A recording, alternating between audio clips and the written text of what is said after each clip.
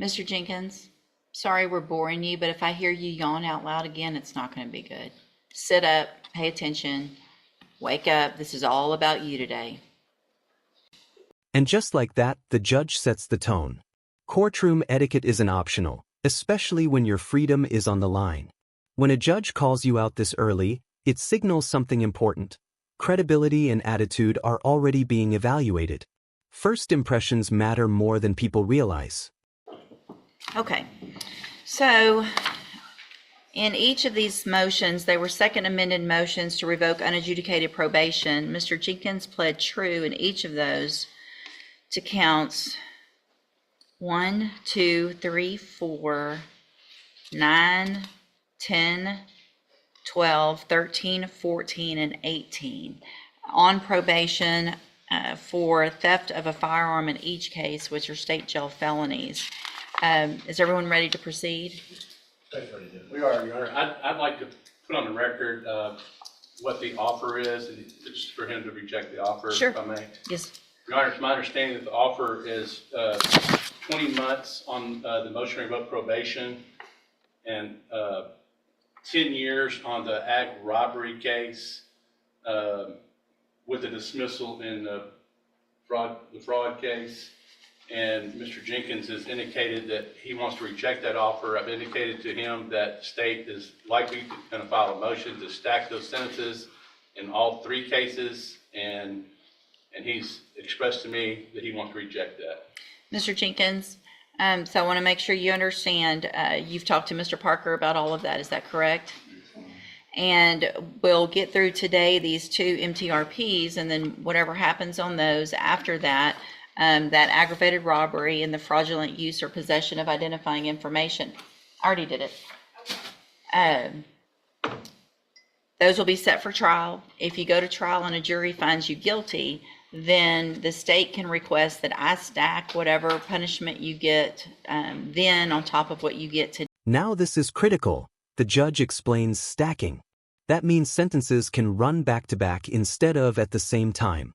In practical terms, your time could multiply fast. When a judge carefully explains this on the record, it's a legal safeguard, making sure the defendant understands the risk. No surprises later. Do you understand? And you want to reject that and go forward with this hearing, and then we'll figure out a trial date for other cases. Is that what you want to do? I'm sorry? Yes. Okay. And so, Mr. Parker, I will allow you to go forward with argument on punishment. Your Honor, I mean, this is on motions to revoke probation. And I mean, the only thing I have to offer is that my client is set in jail.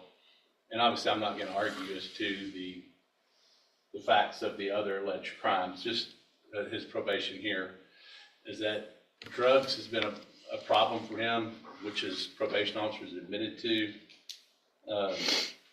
And my client is set in jail for a considerable amount of time, which he's expressed to me, he's expressed to his probation officer. He's realized, I mean, he's been there for several months, and he's learned that the people that he hangs around aren't the right people for him. He wants to do better in life, be there for his family, and I think some type of treatment and to allow him to continue on probation is the best thing.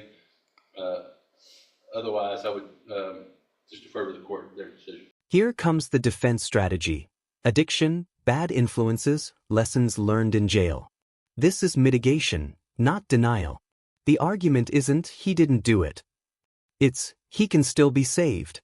But here's the tension. Rehabilitation only works if the court believes the remorse is real. Thank you, Mr. Parker. Mr. Judge, Smith? Based on his activity in the jail, based on his activity when he's not in jail, all of the allegations that were found true, all of the new crimes that have been committed, continuing him on probation after having successfully completed both tracks of ISF, just not be appropriate. We ask that you find him guilty, revoke his probation, and sentence him to 24 months in the state jail in each case. Thank you, Mr. Smith. So, Mr. Jenkins, one of the things that Mr. Parker said, and that a lot of especially younger offenders come in here to say, is that they're hanging around the wrong people, and that's part of the problem.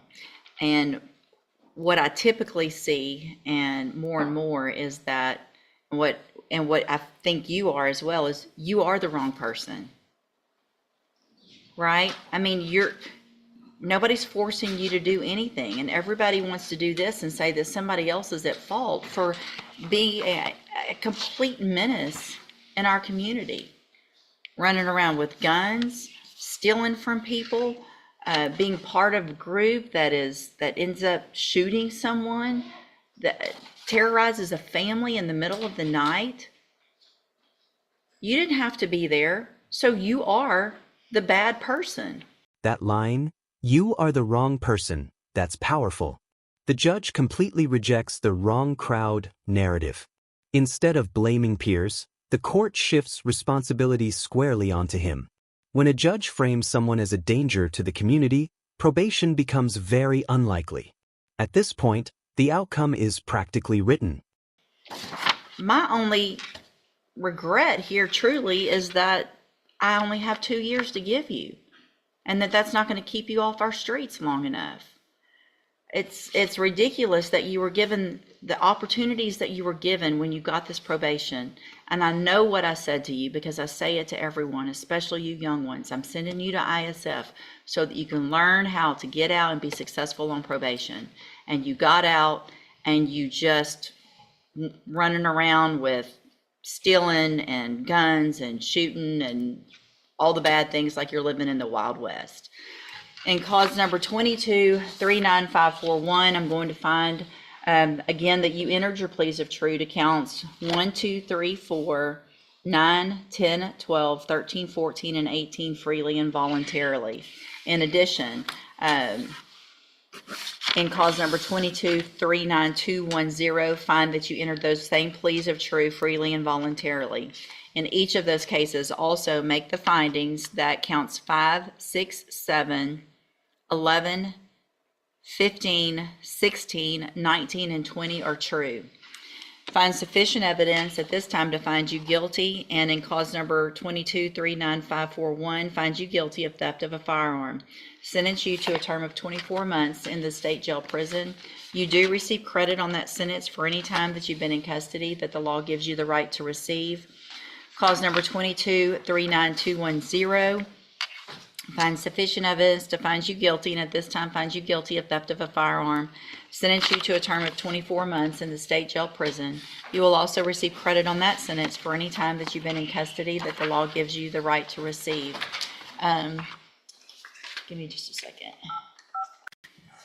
I need a certification. Thanks. I'm going to hand you in just a minute. You'll need to sign it, and then I'll give you a copy of a document called your certification of right to appeal. You do have some rights to appeal this decision and these findings today. You can talk to Mr. Parker about that. I'm also going to hand you a written admonishment regarding your ineligibility to possess a firearm or ammunition. Because of the judgments entered against you, you are ineligible under Texas law to possess a firearm or ammunition. Possession of a firearm or ammunition could lead to charges against you.